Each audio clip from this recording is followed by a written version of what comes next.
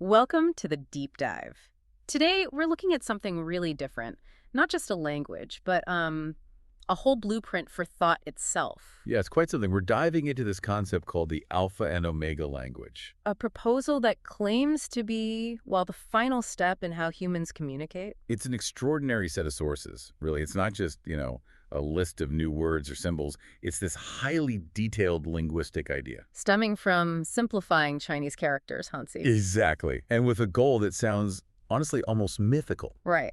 So our mission here is to try and unpack the geometry, the symbols, and the surprisingly philosophical and specifically communist roots behind it all. Because the core claim is pretty radical. Yeah, that simplifying language, it has to start with simplifying thought. Precisely. The foundation is this idea that all the chaos in current languages is a product of how they started, how they expanded initially, sort of born complex. So the fix they propose is simple thought leads to simple symbols, and simple pronunciation follows naturally. That's the idea. If a conscious being gets to simple thought, the rest kind of falls into place. Which really reframes grammar, doesn't it? It's not just describing how we talk, but prescribing, maybe engineering a better collective mind. You've got it. It's prescriptive. Mm. And they take the ultimate goal way beyond just writing or speaking. They're talking about no physical effort, shifting to something spiritual, telepathic. Mind-to-mind communication. Yeah, that's the ultimate omega point in this whole proposal, the end game. Okay, so here's where it gets really fascinating for you, the listener. Where does this supposedly perfect future language originate? Not Latin, not English. No, explicitly from simplifying Chinese, Hanyu. The source material really insists on this. Why Chinese, specifically? It connects directly to their idea that all language naturally perfects itself by moving towards the line and the point, the simplest geometric forms. But hang on, geometrically, isn't a line just a point that's moving? Like, they're related. Well, yes, on the surface. But the source makes this really interesting metaphysical distinction. The point is instantaneous, like the shortest possible moment. Okay. The line, though, is infinite.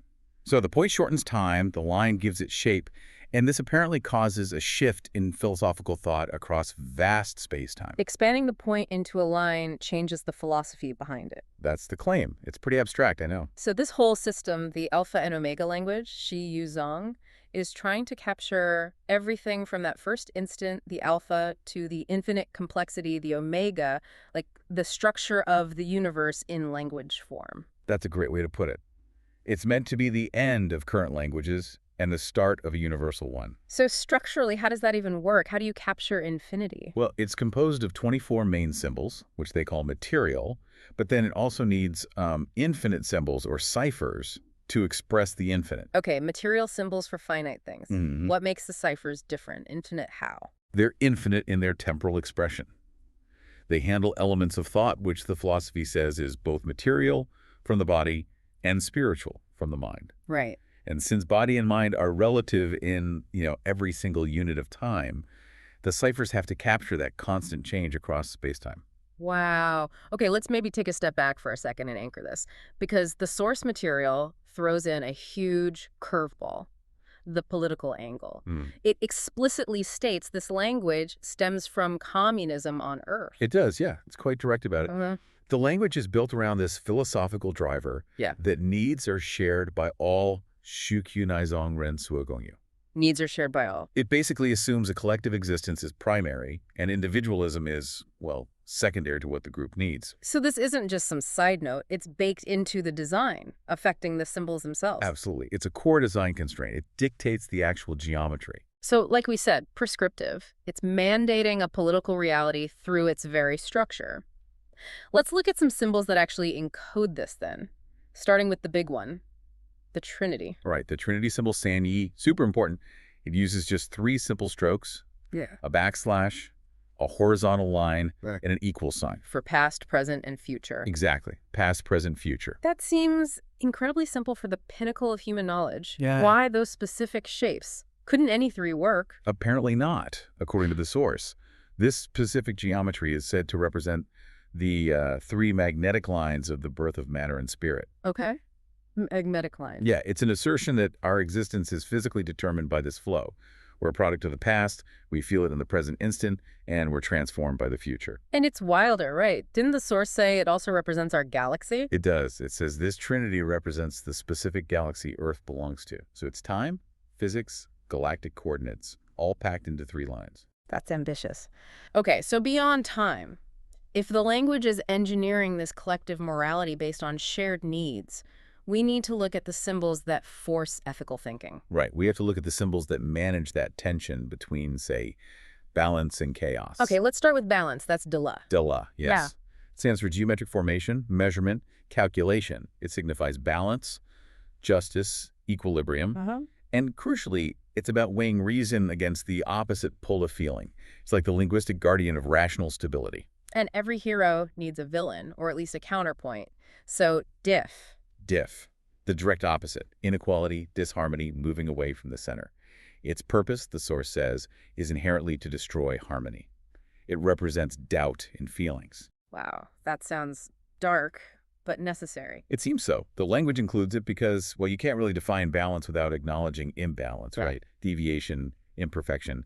They have to be nameable concepts. That's maybe the most honest grammar rule I've ever heard. The language forces you to acknowledge chaos exists. It forces a kind of moral and rational calculation every time you talk about judgment or balance. And this ties right into the symbols for existence itself, like BART. BERT. That sounds like personal integrity, maybe? Pretty much. It's the internal form of existence, sincerity, truth, morality.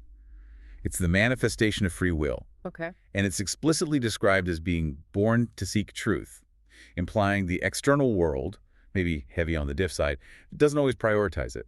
It's about inner conviction. So BERT isn't just being truthful, it's actively, like, fighting for truth against external forces. A moral battle in a symbol. That seems to be the idea. And it links directly to Tian, Which is? the date of life's birth. Yeah. Tian's philosophy is about practicing what you promise. It exists because it was requested. It has the free will to ask for life, and it must possess its own BART. So individual responsibility, rooted in a kind of promise to exist truthfully from the moment of birth. Exactly. You need your own BART to fulfill the promise of Tian. Okay. And then bringing it back to the political core. Communist geometry symbol, POS2. Homogeneity, temporary equality. It represents the philosophy of the communist trinity. Upper line equals lower line, upper equals lower. Both lines are communism. Right, equality. But you said temporary equality. Why temporary if that's the goal? That's the really interesting nuance, isn't it? Yeah. It seems to acknowledge that even in this ideal system, equality isn't some static, permanent state. It's something achieved in a unit of time. Ah, okay. It's a goal you have to constantly reestablish, reflecting that human needs, even shared ones, are dynamic. Right. The geometry itself suggests equality is an ongoing effort, not a finished state. So the alpha symbols are like these philosophical rates you constantly have to balance. DELA versus diff, internal truth versus external chaos. But how does this actually work in, that's where the omega symbols come in, the ciphers. Exactly. They function less like letters and more like, cognitive tools. Yeah. Modifiers that frame the whole expression, the scale, the mood, the context. Okay, let's look at scale first. There's a capital omega, for capitalization, proper nouns. Right, and that symbol is explicitly described as feminine. It supposedly determines the universal philosophy through feminine psychology. Interesting. And the small omega, shao omega, is the opposite. Yeah, it represents microactions, things that are fleeting, invisible almost.